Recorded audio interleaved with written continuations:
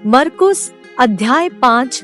वे झील के पार गिरासेनियों के देश में पहुँचे, और जब वह नाव पर से उतरा तो तुरंत एक मनुष्य जिसमें अशुद्ध आत्मा थी कब्रों से निकलकर उसे मिला। वह कब्रों में रहा करता था और कोई उसे सांकलों से भी न बांध सकता था, क्योंकि वह बार बार बेड़ियों और सांकलों से बांधा गया था।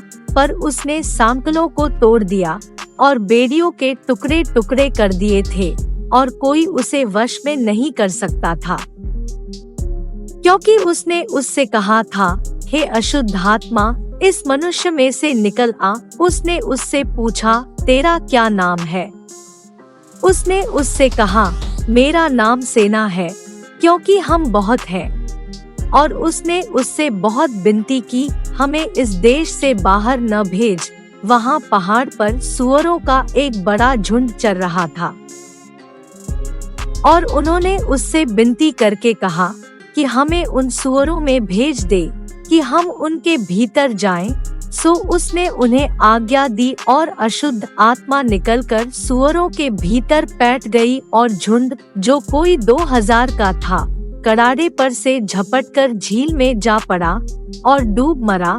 और उनके चरवाहों ने भागकर नगर और गांवों में समाचार सुनाया, और जो हुआ था लोग उसे देखने आए। और यीशु के पास आकर वे उसको जिसमें दुष्टात्माएं थी, अर्थात जिसमें सेना समाई थी, कपड़े पहने और सचेत बैठे देखकर डर गए। और देखने वालों ने उसका जिसमें दुष्टात्माएं थी और सूअरों का पूरा हाल उनको कह सुनाया। और वे उससे विनती करके कहने लगे कि हमारे सिवानों से चला जा।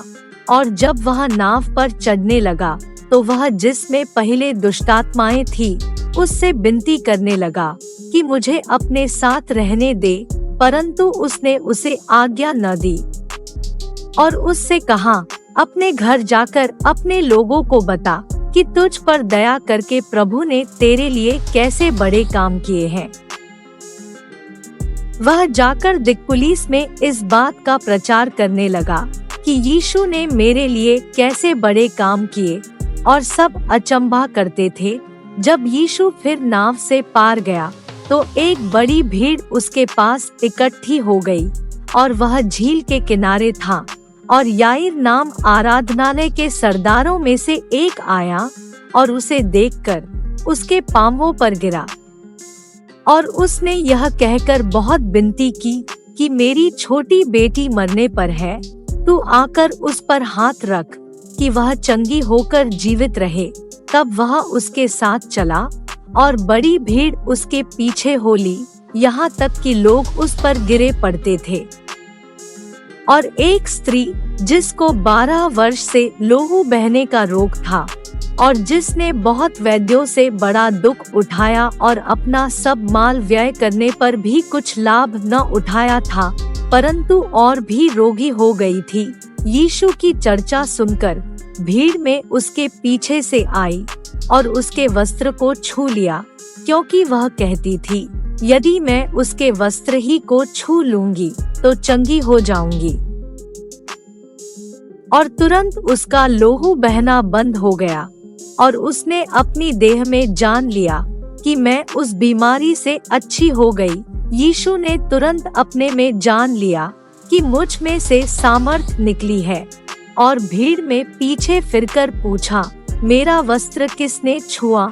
उसके चेलों ने उससे कहा, तू देखता है कि भीड़ तुझ पर गिरी पड़ती है, और तू कहता है कि किसने मुझे छुआ? तब उसने उसे देखने के लिए जिसने यह काम किया था चारों ओर दृष्टि की।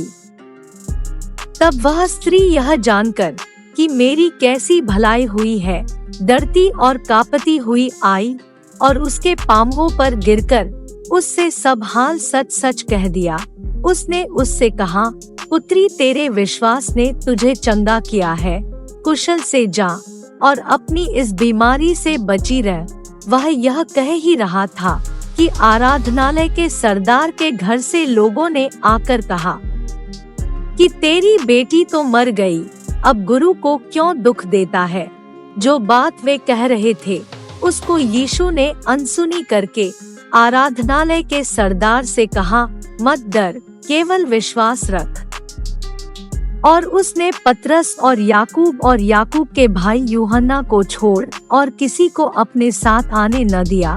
और आराधनालय के सरदार के घर में पहुंचकर उसने लोगों को बहुत रोते और चिल्लाते देखा। तब उसने भीतर जाकर उससे कहा, तुम क्यों हल्ला मचाते और रोते हो? लड़की मरी नहीं, परंतु सो रही है। वे उसकी हंसी करने लगे, परंतु उसने सबको निकालकर लड़की के माता पिता और अपने साथियों को लेकर भीतर जहां लड़की पड़ी थी गया और लड़की का हाथ पकड़कर उससे कहा, तलीता कूमी, जिसका अर्थ यह है कि हे लड़की, मैं तुझसे कहता हूँ, उठ। और लड़की तुरंत उठकर चलने फिरने लगी, क्योंकि वह 12 वर्ष की थी। और इस पर लोग बहुत चकित हो गए। फिर उसने उन्हें चिताकर आज्ञा दी कि यह बात कोई जानने न पाए और कहा कि उसे कुछ खाने को दिया जाए। मरकुस अध्याय 5